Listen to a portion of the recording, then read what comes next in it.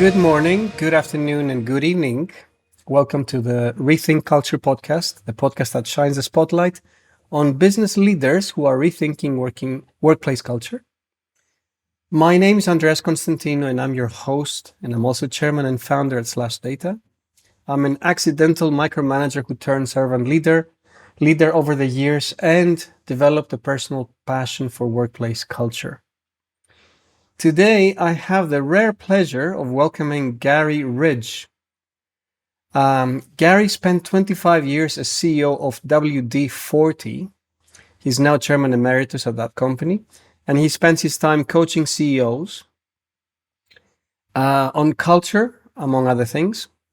He's the author of Helping People Win at Work with Ken Blanchard, and he's also writing a new book, he tells me, which is provocatively titled Any Damn Ass Can Do It. He is born in Australia. He lives in San Diego, where he also teaches as an adjunct professor. And he's also worked in over 70 countries. And when I asked him about his frequent flyer miles, he's accumulated over 7 million miles with American Airlines. That's quite a trophy, Garry. Welcome to the Rethink Culture podcast. G'day, Andreas. It's such a delight to be with you. Thank you so much. So where do we start? Do you want to start with quick description of what is culture to you, and maybe tell us a bit about the WD-40 tribe and the culture you've built there? Yeah, thank you. I think businesses and leaders have a responsibility that they probably haven't lived up to over many years. And, if I could accomplish one thing, it would be to help companies create a workplace culture where people can go to work every day knowing that their efforts make a contribution to a cause that's actually bigger than themselves, where they feel safe, and safety is so important, where they're protected and set free by a compelling set of values that empower them, where they learn something new and try new things without fear. And this makes people for happy people. And happy people create happy families, and happy families create happy communities. And we absolutely need a happy world. So culture to me is creating the environment that I've just described with the elements that are so important. Indeed, we often forget that our duty as leaders extend beyond the company into the lives and the families and the communities of the people that we serve. Businesses touch more people every day than anything else. So, people do a good job when doing meaningful work with people they enjoy. People want to know they matter, and they want to feel like they belong. And, caring in an organization is what I call premium fuel. And you don't run a Ferrari on standard fuel. So care is so important in an organization. So what is your journey in culture? Did you instinctively have a feel for what culture you wanted to build at WD-40, or was it like a revelation? Was it an inflection point? What was it? Yeah, it was an aha for me. I joined WD-40 in 1987 in Australia. I opened the Australian subsidiary there, and I worked out of Sydney from 87 to 94, doing most of my work, in fact, in Asia. And in 1994, I got the opportunity to move to the United States. They asked me to move here to help with our global expansion. And in 1997, the then CEO retired, and I was given the privilege and honor of leading the company. And I was scared, but I wasn't afraid. I knew what our opportunity was. It was to take the blue and yellow can with a little red top to the world. And I knew how to do that operationally, but how did you do it with people so that you didn't have to micromanage anything? Anyhow, I was actually on an airplane, and I was flying from Los Angeles to Sydney. And as you do when you're on an airplane, you always have a bunch of stuff you read. And I was reading through some articles, and I read this quote that was attributed, I believe, to the Dalai Lama. And it said, "Our purpose in life is to make people happy. If we can't make them happy, at least don't hurt them." And I thought, wow, that makes a lot of sense to me. Then, interestingly enough, I then read a quote from Aristotle, who was born in 384 BC. and it says, pleasure in the job puts perfection in the work. And I thought, how wow, doesn't that make sense? If we had an organization that there was pleasure in the job, their work output would have to be better. But I didn't know how to do that. So anyhow, I got back to San Diego and I was reading a newspaper, and I read about a program at the University of San Diego, and it was a master's degree in leadership. So I went to an information session and I heard Dr. Ken Blanchard, the 1 Minute Manager, probably the one of the most known global people around servant leadership. And he said, most MBA programs get people in the head. We got to start getting people in the heart. And I went, wow. So here I am, CEO of a US public company. I didn't know what I didn't know around culture. So I went back to school and I did the master's degree in leadership. Ken was one of my professors, amongst others. And then subsequently, years later, we wrote a book together. But that's where I learned the power of servant leadership. And being in my role as CEO, I was able to take that learning and start to implement it in the organization. So that's where the journey started. And the rest is history. The people around us ended up building just an amazing culture that today is, we have WD-40 has 93% employee engagement, and 98% of the people who work in the company globally say they love to tell people they work at the company. Wow. So that's unheard of. That's unheard of. Well, it's not unheard of. They did it. So how do you get from this vision in your head about leading from the heart to metabolizing these ideas within the organization?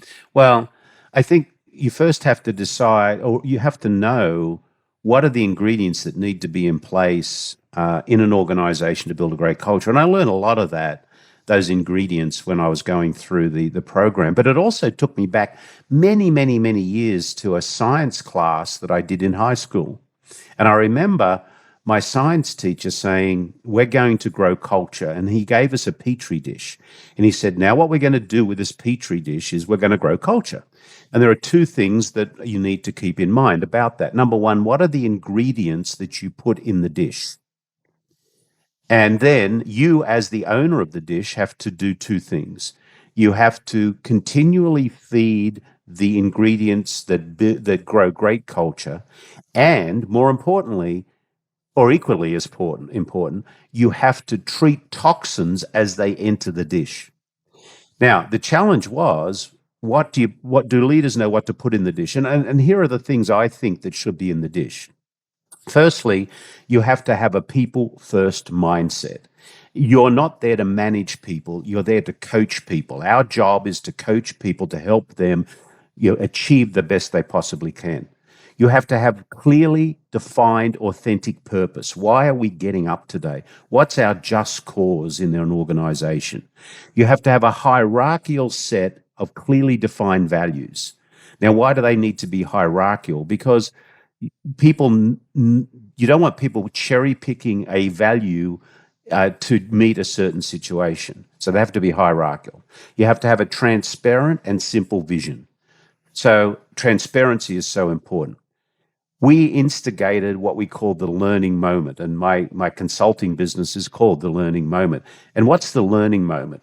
Well, the learning moment is a positive or negative outcome of any situation that needs to be openly and freely shared to benefit all people. So we took the word failure out and we said, we don't make mistakes. We have learning moments. And if you've read any of Amy Edmondson's work or any of that work, it talks about creating psychological safety.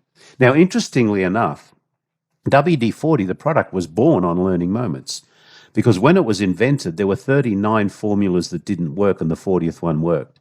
So if they had have given up at 39, we wouldn't be having this conversation today. You have to create belonging, acceptance, and connectedness. People want to know they belong, they want to be connected, and they want to know they matter. You have to have 4 pillars of care. You need to care for your people. You need to have candor in an organization, and candor to me is no lying, no faking, no hiding.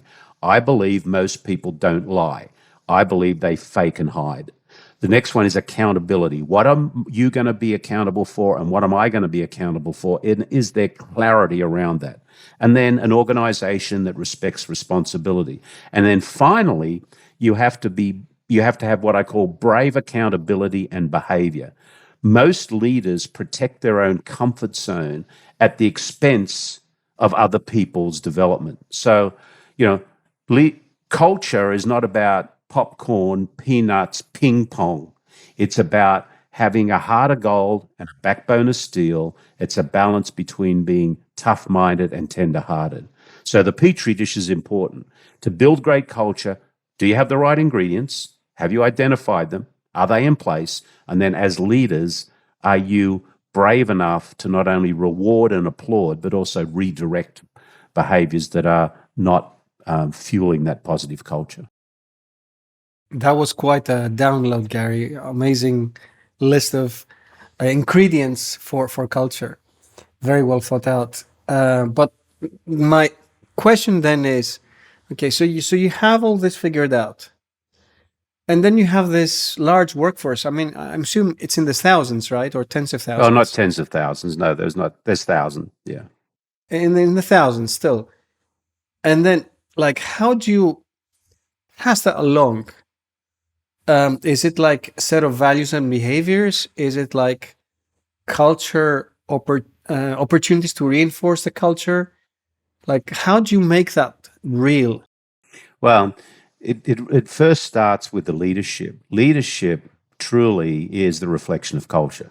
So our leadership team had to agree to and certainly support the fact that this is what we're going to live up to. And it was our values as an organization that bonded us together. We had the same values in any of our operations around the world. So they bound us together. And then leadership has to, there's zero tolerance. It means we're going to go out there.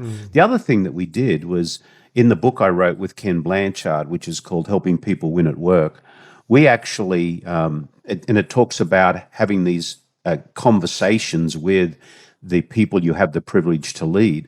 And we actually had our values embedded in those conversations. So at least every 90 days, we would ask people in the organization to tell us how have they lived our values in the last 90 days. Give us real examples. And we only had two measurements. You either lived our value or you visited the value, and we didn't want visitors. We wanted people to live. So this process is continual.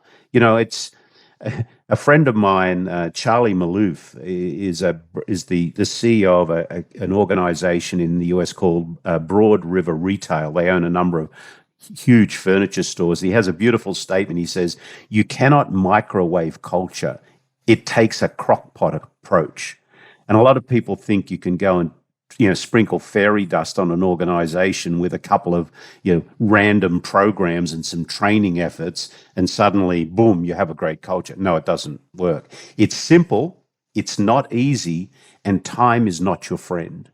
You have to be continually living up to the values and the principles that you've embedded in the organization. You mentioned to me earlier about your 4 values, and I always find that there needs to be some alignment between the CEO's values and the company values.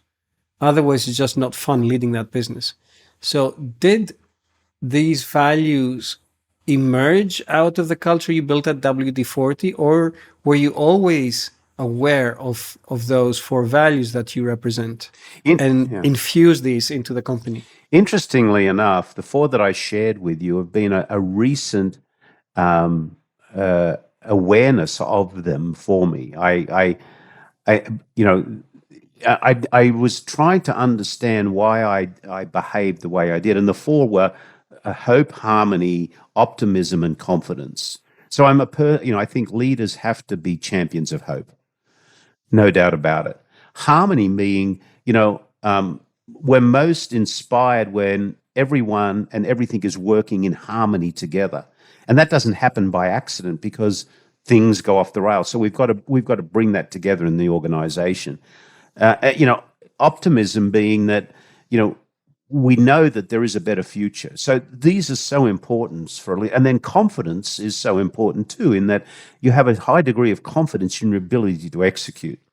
So those were an awareness of the behaviors that I think motivate me the most.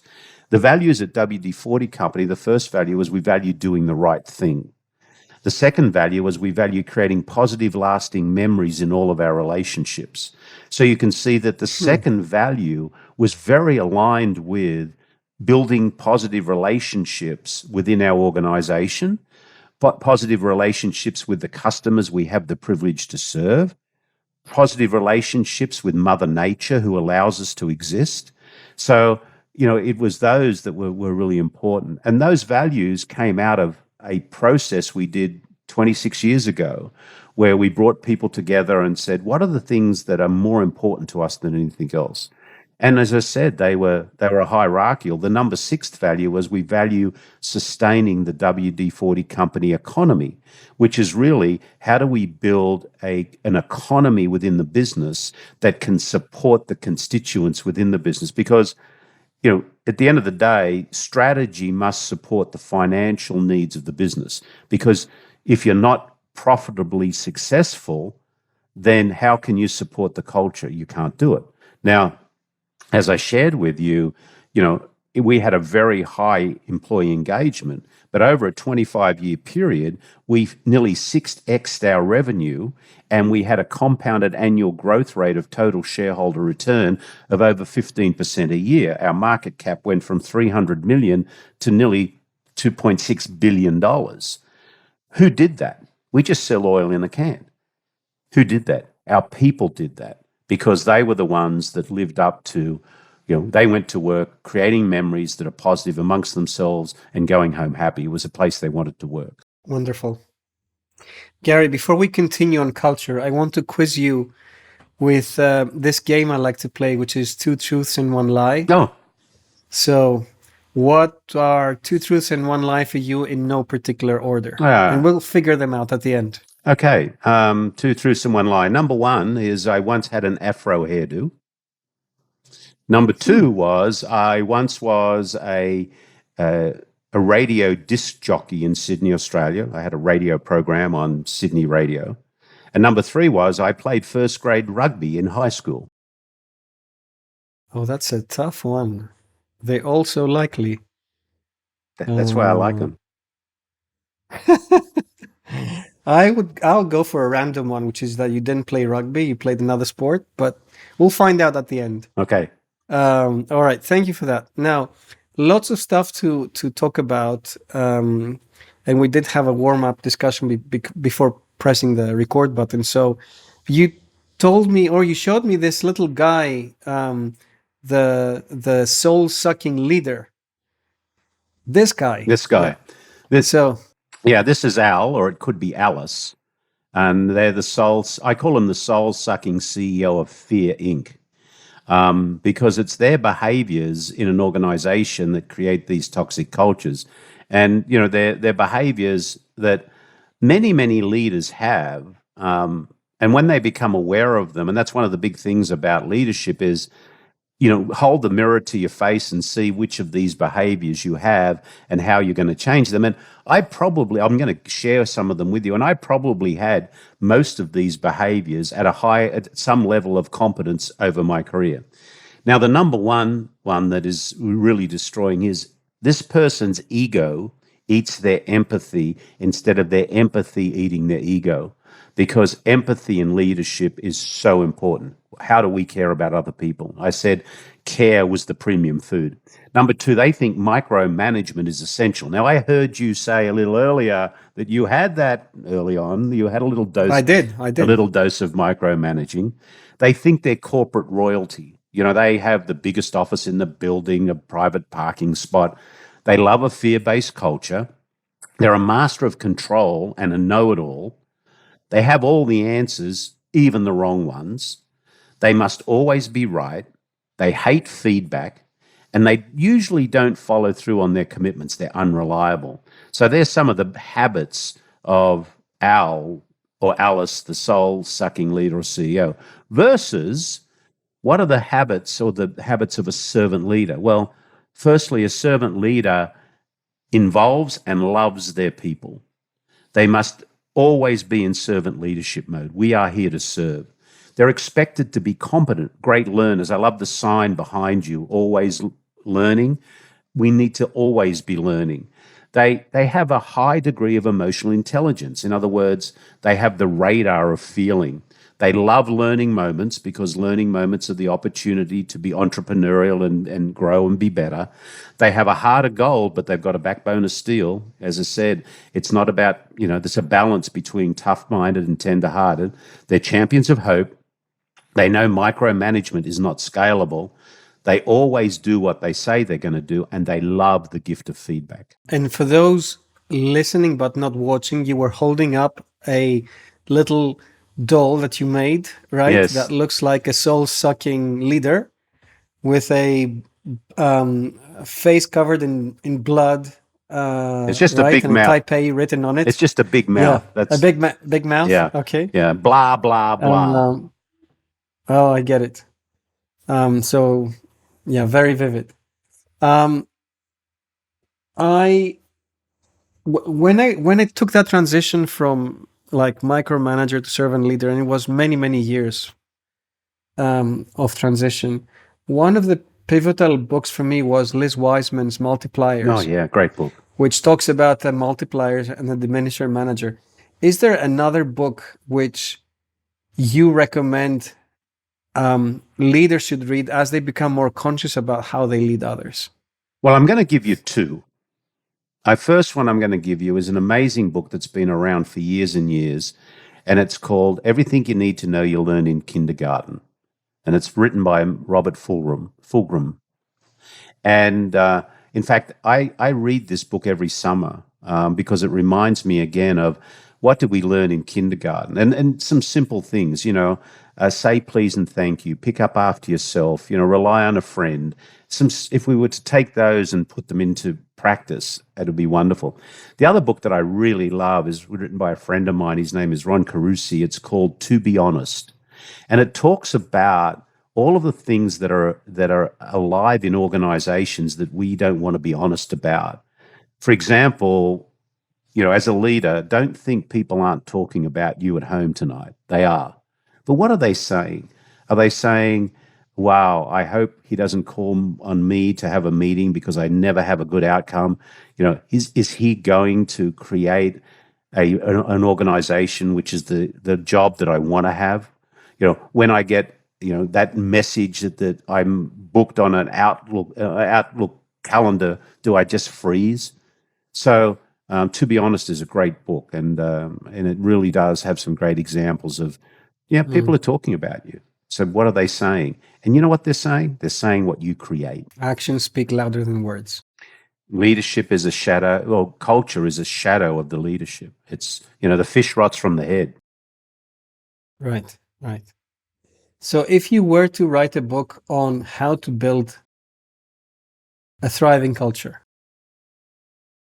where would you start, or what chapters would that book have? Well, that's kind of the book that I'm writing. And the first chapter in the book is called Are You Okay? And it's really about, are the people in the organization okay? How do you feel? And the first thing you have to do to change culture is you as the leader have to be aware of who you are.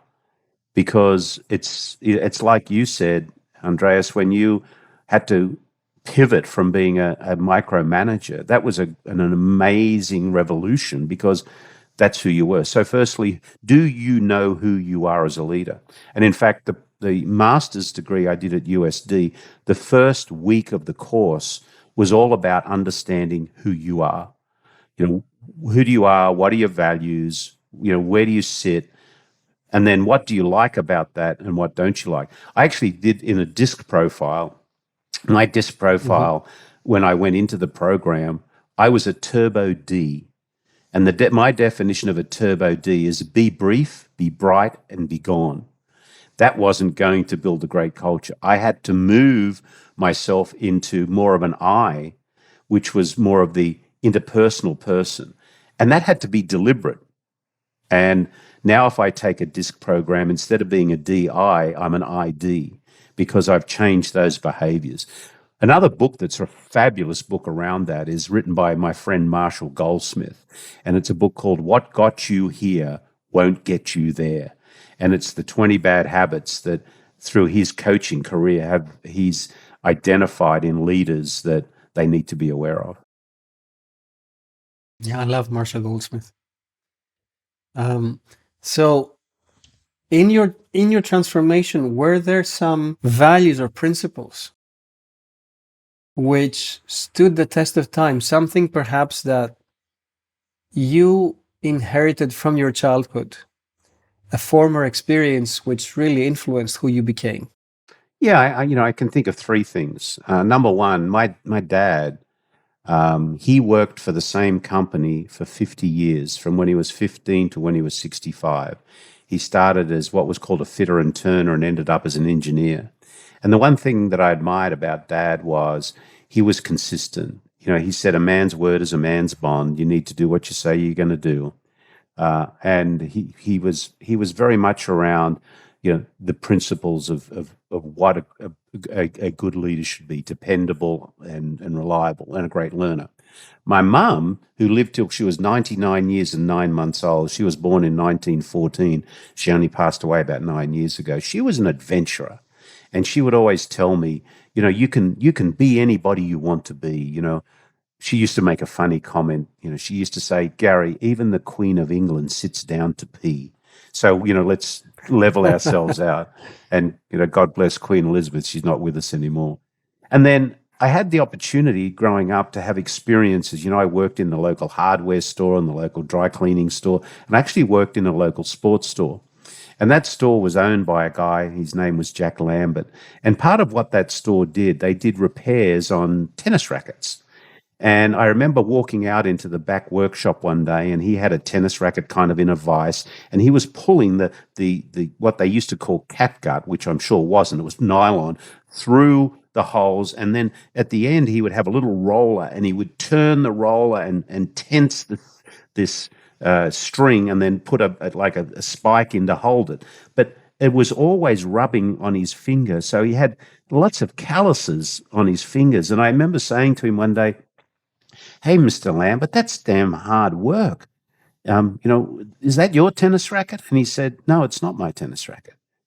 And the lesson he gave me is he was stringing a tennis racket for one of the top tennis players in Australia. And he said, his game tomorrow somewhat depends on the work that I do today. And it's a bit like that story around who packed your parachute. So our job as leaders in creating great cultures is to remember that the work we're doing, there's a lot of people depending on us. We have no right to get in the way of people doing good work. Our job is not to mark people's paper, it's to help them get an A. And that's how we talk about it as coaches. We're not managers, we're coaches. And if you think about a great coach, never runs on the playing field, always is on the sideline observing the play, knows the rules and knows what it takes to win, and spends a lot of time in the locker room building great camaraderie and connection. So, we need to be coaches, and our job is not to mark people's paper. It's to help them get A's. So what does that A look like, and how are we going to help people succeed? And coaching is something that is overlooked, definitely not in the dictionary of most managers, in my experience. We talk about leaders versus managers, leaders being those that help people get the most out of their potential. But coaching specifically is such a core aspect of getting people to outperform their potential. Absolutely. And I love a quote of Adam Grant's. He says, it's easy to be a critic or a cheerleader. It's harder to be a coach. A critic sees your weaknesses and attacks your worst self. A cheerleader sees your strengths and celebrates your best self. A coach sees your potential and helps you become a better version of yourself. And in fact, the WD-40 company, we took the word manager out. Everybody was called a coach. So if you reported to me, I was your coach. So we took the word manager out, which absolutely put the responsibility on a person. You manage your bank account and you manage inventory. You don't manage people. What you do is help people become a better version of themselves. Which is exactly the reason I hate the term HR, Yes. because that is about resources, and we're not resources to be managed and directed.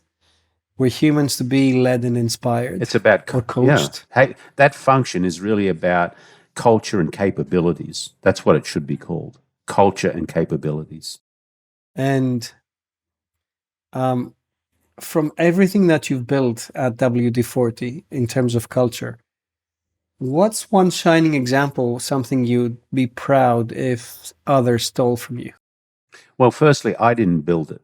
I didn't do this on my own. This is not, it's not Gary's magic. We had the inspiration and we brought the tools, and I couldn't do it without us all doing it. So we built it together. I think what I would like people to take away or to steal is the first thing I said when I said we're the ingredients, a people first mindset. We need to care about our people. So, be a caring organization, which means you've got to be both tough minded and tender hearted. And as I said, this is simple. It's not easy, and time is not your friend. So you have to have consistency around it. So, but care. Life's a gift. Don't send it back unwrapped. Let's unwrap what we need to unwrap and enjoy, and send people home happy, and do what we need to do to make this world a little better place, because it needs to be better. It's not a happy world. How do you balance in practice caring versus caring for people versus caring about performance? Is this a conflicting balance, or is it a complementary balance? No, it's a complementary balance, as long as you have been very clear about what we're going to hold each other accountable for. So, most performance, most performance is really about, have we been clear about what I'm going to hold you accountable for, and what are you going to hold me accountable for? So there's clarity around what are we in this together to achieve, which is so important. And how do you instill a sense of ownership? So, apart from the engagement, which is the care aspect of your philosophy, how do you instill a sense of ownership so that the people can take care of the business while you take care of the people? Well, as I said, two things people want to do. They want to belong and they want to know they matter. So we install what we call the tribal culture. And the tribal culture is a place where a group of people come together to protect and feed each other. And when I say tribal, it's not because of any reflection on any particular indigenous group. It's a reflection on, we are tribal as a human being. That's where we all started. So what's the number one responsibility of a tribal leader? Number one responsibility is to be a learner and a teacher. If we were to go back in time thousands of years to my homeland of Australia and observe a group of Indigenous Australians at a camp meeting, what would the leader be doing? The leader would be teaching that person to throw a boomerang. Why? Because the boomerang was the tool of survival. So if you couldn't throw a boomerang, you would not survive. So our responsibility as a leader is to help people throw boomerangs. So we only do that by continually learning and continually teaching, which then empowers and helps the people grow. And if you help people grow, they come back and say, "Yeah, I'm growing. I'm able to be a better person. I feel better in my life. I feel empowered. Now I have ownership." And another thing we were discussing earlier is this question that Seth Godin posed in his latest book, The Song of Significance, which is, how can we build an organization which is someone's best ever job, which to me is so heartfelt. So if you were to be appointed as CEO of another company with that mission, where would you start? I would start with the leadership. Is the leadership, are the leaders brave enough to care about their people, to be candid with their people? Are they brave enough to hold their people accountable? And are they brave enough to be responsible for their behaviors? But it all starts with the leadership. Who are you as a leader? And what do you have to change? Because that's the example that'll be set. So what do we as leaders need to rethink about culture, do you think? It's not about you. It's about the people that you've been given the privilege and honor to lead. Because everybody who comes to, as Bob Chapman says, everybody who comes to work every day is someone's precious child. I would say someone's precious child, husband, wife, auntie, uncle, cousin, whatever. And that's a huge responsibility. So many things to reflect back on and note. I love all your aphorisms, your quotes about culture. One last question, Garry, which is going back to that game of two truths and one lie. So which of the three statements is the lie and what's the truth? Well, believe it or not, I actually did have an afro hairdo when I was 18 years old. And I was a radio announcer in Sydney, Australia. I used to do a Sunday morning radio show. Even though I did play rugby, it was never first grade. So I got it right. You got it right, yeah. Wonderful. Where can people find out more about you, Garry, and maybe follow your leadership path? Well, thank you for the opportunity to share that. I have a website. It's www.thelearningmoment.net. And on that site, there's also a page on that has probably about 20 or 30 books that I recommend that I update over time that I found valuable.